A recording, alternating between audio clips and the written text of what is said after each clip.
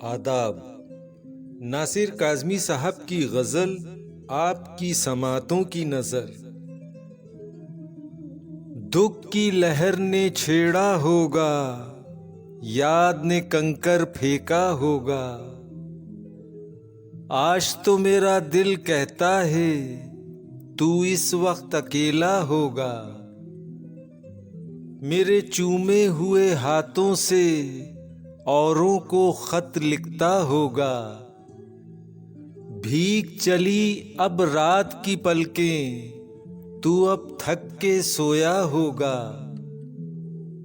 Rail की गहरी सीटी सुनकर रात का जंगल गूंजा होगा। शहर के खाली स्टेशन पर कोई मुसाफिर उतरा होगा। आंगन में फिर चिड़ियां बोली, तू अब सोकर उठा होगा। यादों की जलती शबनम से फूल सा मुखड़ा धोया होगा।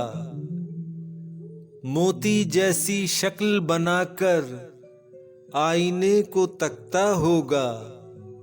शाम हुई अब तू भी शायद अपने घर को लौटा होगा। नीली धुंधली खामोशी में तारों की धुन सुनता होगा। मेरा साथी शाम का तारा तुझसे आंख मिलाता होगा। शाम के चलते हाथ ने तुझको मेरा सलाम तो भेजा होगा। प्यासी कुरलाती कूंजों ने मेरा दुख तो सुनाया होगा। मैं तो आज बहुत रोया हूँ, तू भी शायद रोया होगा।